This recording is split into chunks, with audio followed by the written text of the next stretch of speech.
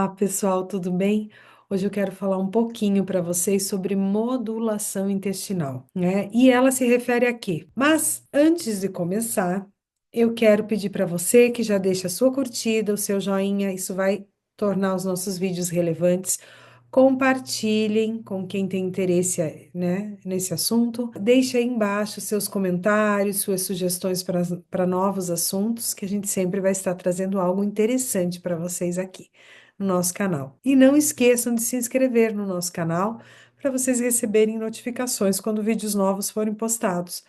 E se quiserem nos seguir lá no Instagram, lá também a gente traz muita informação, produtos, enfim. O nosso Instagram é Fórmula Activa F Manipulacal, tá? Então nos sigam lá também. Vamos falar então sobre modulação intestinal hoje. E a modulação intestinal, ela refere-se ao conjunto de estratégias distintas destinadas a equilibrar a microbiota intestinal, promovendo assim o quê? Homeostase digestiva, metabólica e imunológica. A microbiota intestinal, gente, ela desempenha um papel fundamental na regulação de processos fisiológicos, como a digestão de substratos não digeríveis, a síntese de metabólitos bioativos, a modulação do sistema imunológico inato e adaptativo. Além de tudo isso, ela vai influenciar também na regulação hormonal, na produção dos neurotransmissores, como a serotonina, né? Afetando então diretamente no humor e no estado mental. E a interação entre a microbiota e o sistema imunológico, ela vai ocorrer ao longo de toda a nossa vida, desde quando nascemos, né, sendo determinada para a prevenção de doenças e manutenção da homeostase. Então, a microbiota intestinal, ela vai contribuir ativamente para o nosso metabolismo. Ela vai mediar a fermentação dos substratos não digeríveis lá no colo, resultando na produção de alguns ácidos graxos de cadeia curta, como o butirato, o propionato e o acetato, que eles são fundamentais para a nutrição e a funcionalidade dos colonócitos. Tá? Então, esses metabólitos, eles não apenas vão fornecer energia para as células epiteliais intestinais, mas também eles vão regular processos inflamatórios. Eles vão modular a permeabilidade da barreira intestinal, e num outro vídeo a gente pode estar falando dessa modulação da permeabilidade da barreira intestinal, que é muito importante, tá? E ainda vão influenciar na sinalização metabólica sistêmica. Então, gente, a microbiota, ela vai participar ativamente da biossíntese de algumas vitaminas essenciais, como a vitamina K e vitaminas do complexo B, fundamentais para a coagulação sanguínea e também para o metabolismo energético. E quais são os micro-organismos, né? E quem habita aí quem faz parte dessa microbiota intestinal? Então, nós temos aqui o Propionibacterium, o Fusobacterium, o Bifidum bacterium, que quem toma lactobacilos provavelmente já deve ter tomado, Bifidum bacterium, os próprios lactobacilos, Clostridium, Enterobacterium, Veillonella, Enterococcus e os Streptococcus, tá? Eles contribuem para a manutenção da homeostase intestinal e sistêmica. Então, todos esses habitantes aí, né, fazem parte, quando a gente fala de microbiota intestinal, a gente fala desses. Esses são os principais micro-organismos, né, envolvidos aí nessa microbiota, que compõem essa microbiota. Os mais conhecidos, como eu já falei para vocês, quem faz uso de probióticos, geralmente já ouviu falar em Bifidobacterium, Lactobacillus, Enterococcus e Enterobacterium, tá? Os outros são menos conhecidos. E hoje tem se estudado muito a função do intestino, né? A modulação do intestino. Porque além da função metabólica, a microbiota intestinal, ela também desempenha um papel crucial na neurobiologia, tá? Então, quando ela está equilibrada, ela vai modular a expressão do fator neurotrófico derivado do cérebro, conhecido como BDNF, que é uma proteína essencial para a plasticidade cerebral, né? O funcionamento da memória, sobrevivência neuronal, diferenciação de novos neurônios. tá? Evidenciando então assim aquela interconexão entre a saúde intestinal e a função neurológica, bem como a sua influência na patogênese de doenças psiquiátricas e neurodegenerativas. Hoje tem muitos estudos atrelando a própria doença de Alzheimer à inflamação intestinal. Também pode ser um assunto lá para frente, né? Porque tem estudos aí correndo. Gente, lembrando que o intestino, ele tem um sistema nervoso separado do nosso sistema nervoso central. Então, ele tem um sistema próprio de funcionamento. E a interação entre o intestino e o sistema nervoso central, ela ocorre através desse eixo, intestino-cérebro, que é um sistema de comunicação bidirecional que vai envolver o sistema nervoso entérico, composto por células da glia e neurônios entéricos, e o nervo vago, que conecta o trato gastrointestinal ao cérebro. E os metabólitos microbianos, né, que a gente falou, principais micro-organismos, né, que formam ali essa microbiota, os metabólitos desses micro-organismos, né, como o propionato e o acetato, eles vão desempenhar um papel na modulação de neurotransmissores e do metabolismo energético cerebral. Então, eles vão influenciar nas funções neurocomportamentais e imunorregulatórias. Então, veja, o desequilíbrio nessa microbiota intestinal, quando vocês ouvirem a palavra desbiose, está relacionado a isso, né? Ele é conhecido, desbiose quer dizer desequilíbrio da microbiota intestinal. E a desbiose, ela vai se caracterizar pelo crescimento exacerbado, exagerado, de micro-organismos patogênicos em substituição àquelas bactérias benéficas, né? E esse crescimento exagerado de micro-organismos patogênicos, ele vai comprometer a integridade da microbiota intestinal. Então, os principais fatores que vão desencadear a desbiose, esse crescimento excessivo, né, exacerbado de micro-organismos patogênicos, incluem quem? Consumo excessivo de gorduras saturadas, a baixa ingestão de fibras, o uso abusivo de antimicrobianos, imunossupressão e exposição crônica a toxinas ambientais. Vocês viram como a alimentação, uma alimentação mais anti-inflamatória, rica em fibras, baixo teor de gorduras saturadas, ela é muito importante para a manutenção saudável da nossa microbiota intestinal. A desbiose, gente, e por que que a gente quer manter essa produção de micro-organismos patogênicos muito baixas ou praticamente inexistente, o que é difícil, né? Porque a desbiose ela está associada a uma ampla gama de patologias, de doenças, doenças inflamatórias intestinais, distúrbios metabólicos, doenças cardiovasculares e ainda a disfunção do eixo intestino-cérebro. Então, entenda, quadros de ansiedade exacerbado.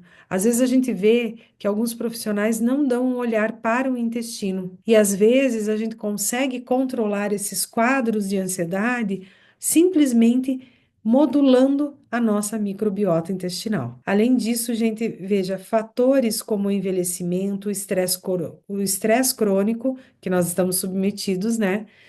E também alterações no pH intestinal, eles podem agravar esse quadro de desbiose, contribuindo assim para o desenvolvimento de doenças crônicas de base inflamatória. Então, envelhecimento, né, que todos nós passamos por esse processo ao longo da vida, mas o estresse crônico, que cada vez é maior, e a alteração do pH intestinal eles agravam o quadro de desbiose. E a alteração do pH intestinal ela está relacionada muito à alimentação. Então, eles vão contribuir para o desenvolvimento de doenças crônicas de base inflamatória. Tá, e como que eu posso fazer então essa modulação intestinal, né? Eu posso fazer por meio de intervenções dietéticas e farmacológicas. E aqui nas farmacológicas, a gente pode utilizar prebióticos, probióticos. Nas intervenções dietéticas, geralmente reduzindo a quantidade de gorduras saturadas, né? De gorduras saturadas, aumentando a quantidade de fibras, aumentando a ingestão de água também, né? Agora falando aqui um pouquinho de pré-bióticos. O que que são os pré-bióticos? Quando eu falo em pré-bióticos, eu estou falando de fibras fermentáveis, que estimulam seletivamente a proliferação das bactérias benéficas. Então, elas vão promover lá a produção de AGCCS. A gente diz AGCCs, fortalecendo a barreira intestinal, modulando a resposta imunológica. E quais são os pré-bióticos, né? Eu vou falar aqui os três mais conhecidos, que é a inulina, a oligofrutose e o fruto-oligosacarídeo, mais conhecido como FOS. Então, quem já tomou pré-bióticos, provavelmente já tomou um desses ou alguma associação desses. A oligofrutose e a inulina, elas vão pertencer a uma classe dos frutanos, que são carboidratos de origem vegetal, constituído por cadeias de frutose, que elas podem apresentar uma estrutura lá linear ou ramificada.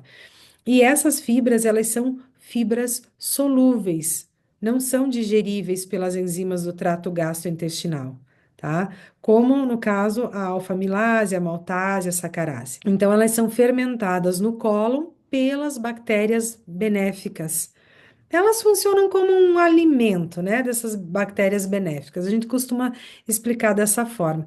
Então, elas vão contribuir para o equilíbrio da microbiota intestinal. Além disso, gente, os prebióticos eles vão desempenhar um papel fundamental e relevante na modulação hormonal, regulando assim a produção principalmente de insulina e glucagon, estimulando a liberação de peptídeos gastrointestinais e ainda auxiliando no metabolismo dos macronutrientes. Então, os probióticos, falamos dos prebióticos, vou falar dos probióticos, né? Os probióticos, por sua vez, eles são micro-organismos vivos predominantemente do gênero Lactobacillus e Bifidobacterium. Quem já tomou, provavelmente pega lá seu potinho, se você está tomando, e vê se tem desses dois gêneros. Eles vão desempenhar um papel essencial na homeostase intestinal quando eles regulam a resposta imune, vão reforçar a integridade epitelial e ainda vão competir com os patógenos, né, aquelas bactérias ruins, pela adesão ao epitélio intestinal. E eu vou destacar aqui para vocês os mais relevantes, né? Que são raminosos, Johnsoni, acidófilos e plantarum. Eu vou falar um pouquinho sobre o Lactobacillus raminosus. Então, o Lactobacillus raminosus, ele vai se destacar porque ele promove modificações benéficas no trato gastrointestinal. Ele vai melhorar a composição da microbiota por meio de mecanismos como a competição por nutrientes, produção de substratos de crescimento ou de inibição e ainda a modulação da imunidade intestinal, resultando no quê? Na melhora da integridade da barreira intestinal, resultando, então, na manutenção da tolerância imunológica. Ainda esta cepa, né, Lactobacillus raminosus, ela está relacionada à regulação do sistema GABAérgico central. Sistema GABAérgico central, que está associado à regulação do humor, comportamento, regulação do sono e das funções neuroendócrinas de movimento intestinal. Gente, só que eu vou fazer um parênteses aqui, porque assim, ó, eu tenho visto que muitos profissionais prescrevem lactobacilos como se não houvesse amanhã. Entenda, nós temos que primeiro reduzir a permeabilidade intestinal. E outra, uma fórmula de lactobacilos, ela não dá para todo mundo. Então, a gente tem que avaliar o quadro do paciente e como que eu vou saber que aquele lactobacilos vai ser bom para mim? Testando, tá? Você vai ter que tomar e testar. Por exemplo, eu com algumas cepas, alguns pools de lactobacilos, meu intestino prende, eu fico estufada, tenho muitos gases. Você tem que ir testando o que melhor se adapta. Mas eu costumo sempre, né, prescrever, nós aqui na farmácia, quando a gente indica, na verdade, o uso de lactobacilos, antes disso a gente sempre faz uma redução da inflamação e da permeabilidade intestinal, através de outros suplementos. Mas isso talvez seja um assunto para a gente estar falando em outro caso, mas é importante abrir esse parêntese, tá? Então, não é todo mundo, a gente não pode ir tomando lactobacilos assim de qualquer jeito. Agora eu vou falar um pouquinho sobre os lactobacilos plantarum, né? Então, o lactobacillus plantarum, ele vai contribuir para o equilíbrio da homeostase epitelial e os processos de reparo do epitélio intestinal, aumentando assim a imunidade adquirida e o metabolismo lipídico e glicêmico, e ainda ele vai proporcionar uma resposta anti-inflamatória e modulação metabólica. Já o Lactobacillus johnsoni, ele vai inibir o crescimento de micro-organismos patogênicos por competição e por liberação de substâncias tóxicas a esses organismos, além de conferir o reforço à barreira gastrointestinal e estimular o sistema imunológico. Da mesma forma, os lactobacilos acidófilos e os lactobacilos raminosos, eles vão atuar na manutenção da microbiota intestinal por meio da ativação do sistema imunológico, inibindo então o crescimento de micro-organismos patógenos e fortalecendo as defesas naturais do organismo, contribuindo desta forma para a estabilidade da flora intestinal e reforçando suas funções protetoras no trato digestivo. Então, podemos associar pré-bióticos e probióticos? Podemos, e essa associação a gente vai denominar de simbióticos. Tá? Então, ela vai potencializar os efeitos terapêuticos, por quê? Porque ela vai fornecer substratos para o crescimento dos micro-organismos que estão sendo suplementados. Então, ela vai promover a restauração da eubiose. Nossa, quantos termos! Simbióticos, eubiose. O que é a eubiose? Reequilíbrio da microbiota intestinal. E a estimulação também da produção de imunoglobulinas, essenciais para a tolerância oral, e ainda reduzir os riscos de manifestações alérgicas, especialmente em crianças ou pacientes com predisposição a doenças alérgicas. Além da suplementação de simbióticos, então, gente, para a gente modular essa questão intestinal, adoção de hábitos saudáveis, como manutenção de uma dieta equilibrada, a gente já viu lá, baixo teor de gorduras saturadas, né? Rica em fibras, compostos bioativos, a prática do exercício, né? Físico de maneira regular, a gente conseguir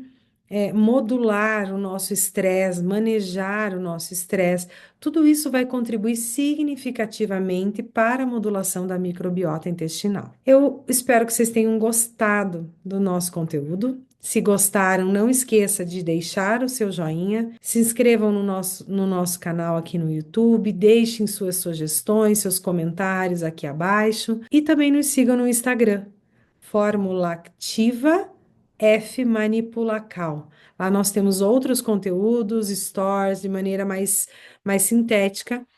E se você gostou e tem alguém que precisa ouvir isso, encaminha para essa pessoa, tá? Compartilha aí o nosso vídeo. Muito obrigada, até a próxima.